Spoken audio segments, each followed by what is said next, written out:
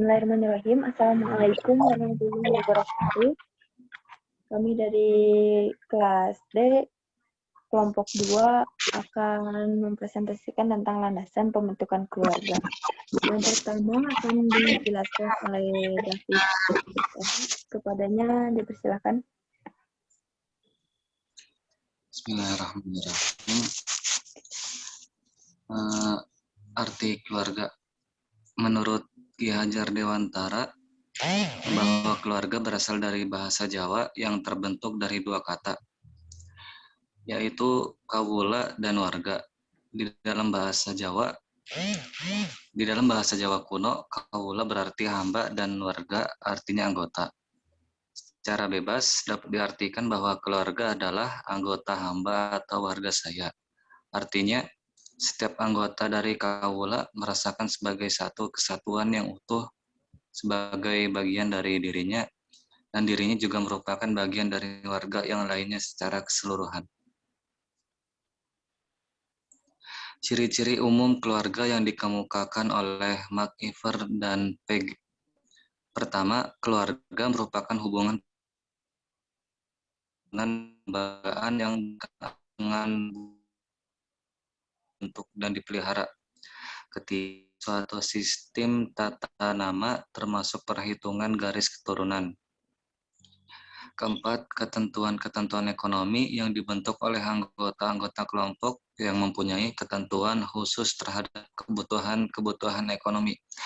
Dan yang terakhir merupakan tempat tinggal bersama. Ya, selanjutnya tentang proses pembentukan keluarga akan dijelaskan oleh Khofifah. Kepada Khofifah dipersilahkan. Baik, selanjutnya proses pembentukan keluarga. Yang poin pertama, pilih pasangan yang soleh atau soleha. Yang selanjutnya, pilihlah pasangan dengan mengutamakan keimanan dan ketakwaannya. Yang ketiga, pilihlah pasangan keturunan keluarga yang terjaga kehormatan dan nasabnya. Yang keempat, niatkan saat menikah untuk beribadah kepada Allah Subhanahu wa Ta'ala dan untuk menghindari hubungan yang dilarang Allah Subhanahu wa Ta'ala. Yang selanjutnya, suami berusaha menjalankan kewajiban sebagai seorang suami dengan dorongan iman, cinta, dan ibadah. Yang selanjutnya, istri berusaha menjalankan kewajibannya sebagai istri dengan dorongan ibadah dan berharap ridho Allah semata.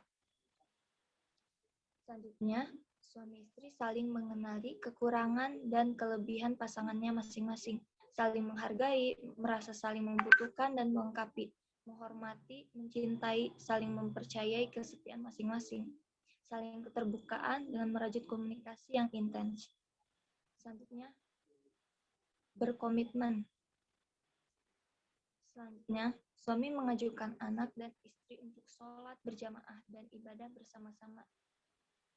Poin selanjutnya, suami istri selalu memohon kepada Allah agar dijadikan keluarga yang sakinah, mawaddah, warahmah. Poin selanjutnya, suami secara berkala mengajak istri dan anaknya melakukan introspeksi diri dalam melakukan perbaikan di masa yang akan datang. Poin yang terakhir, saat menghadapi musibah dan kesusahan selalu mengadakan musyawarah keluarga.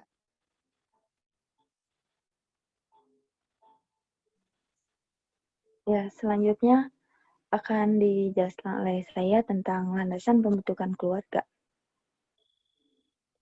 Landasan pembentukan keluarga ini berlandaskan pada Quran Surat Al-Baqarah ayat 221, yang artinya, dan janganlah kamu menikahi wanita-wanita musyrik sebelum mereka beriman. Sesungguhnya wanita budak yang mukmin lebih baik dari wanita musyrik, walaupun dia menarik hatimu. Dan janganlah kamu menikahi orang-orang musyrik dengan wanita-wanita mukmin sebelum mereka beriman. Sesungguhnya budak yang mukmin itu lebih baik dari orang yang musyrik, walaupun dia menarik hatimu.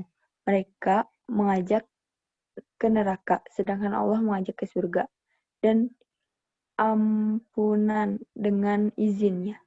Dan Allah menerangkan ayat-ayatnya atau perintah-perintahnya kepada manusia supaya mereka mengambil pelajaran. Quran Surat Al-Baqarah ayat 22. Nah, ini intinya bahwa untuk mewujudkan keluarga yang sakinah, mawaddah, warahmah harus didasari pada adanya kesamaan iman, agama, akidah. Tanpa itu mustahil terbentuknya keluarga sakinah, mawaddah, warahmah. Ya, next yang selanjutnya Quran surat Ar-Rum ayat 21. Yang artinya, dan di antara tanda-tanda kekuasaannya ialah dia menciptakan untukmu istri-istri dari jenismu sendiri, supaya kamu cenderung dan merasa tentram kepadanya, dan dijadikannya di antara kamu rasa kasih sayang. Sesungguhnya pada yang demikian itu benar-benar terdapat tanda-tanda bagi kaum yang berfikir. Quran Surat Ar-Rum ayat 21. Maksudnya adalah mewujudkan keluarga sakinah, mawaddah, dan warahmah adalah melalui jalur pernikahan atau perkawinan yang sah baik secara agama maupun hukum negara. Potensi kecenderungan saling menyayangi antara laki-laki dan perempuan bukan berarti dapat melampiaskan semaunya tanpa ada ketentuan dan aturan. Namun, potensi ini harus disalurkan melalui aturan yang dibenarkan oleh syariat Islam dan aturan bernegara. Kemudian yang terakhir ada Quran Surat Al-Hujurat ayat 13. Yang artinya, manusia, sesungguhnya kami menciptakan kamu dari seorang laki-laki dan seorang perempuan, dan menjadikan kamu berbangsa-bangsa dan bersuku-suku, supaya kamu saling mengenal. Sesungguhnya orang-orang yang paling mulia di antara kamu di sisi Allah ialah orang yang paling bertakwa di antara kamu. Sesungguhnya Allah Maha mengetahui lagi Maha mengenal. Nah, pada Quran Surat Al-Hujurat ini menjelaskan bahwa pengembang manusia itu berasal dari seorang laki-laki, yaitu Nabi Adam, dan seorang perempuan mulanya, lalu menjadi suatu bangsa dan bersuku-suku agar saling kenal mengenal antara satu sama lain. Saling mengenal ini dilakukan dengan cara pernikahan perkawinan, namun pada akhirnya ayat ini ditutup dengan kalimat sesungguhnya orang-orang yang paling mulia di antara kamu di sisi Allah adalah orang yang paling bertakwa. Kalimat ini yang paling memberikan indikasi bahwa untuk kelahiran sebuah perkawinan yang mengarah kepada keluarga sakinah mawaddah warahmah harus didasari dengan ketakwaan kepada Allah Subhanahu wa taala.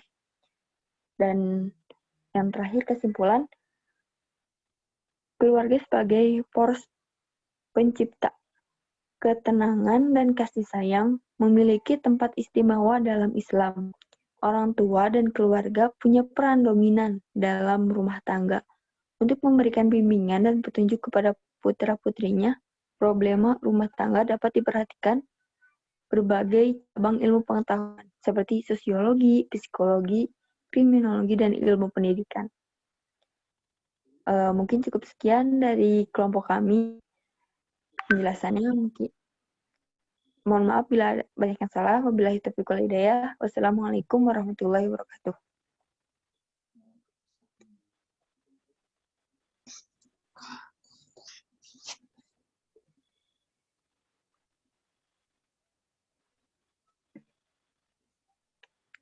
Udah.